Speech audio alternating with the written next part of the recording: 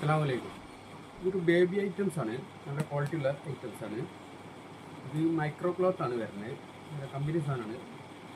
ഇതിൽ 4-5 മോഡൽ വരുന്നുണ്ട്.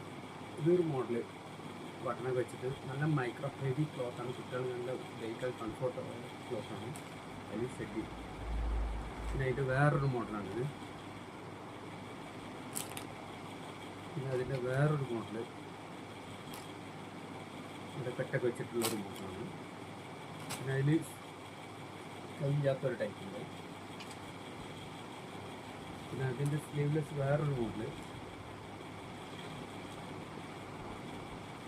പിന്നെ അതിൻ്റെ വേറൊരു മോഡലാണ്.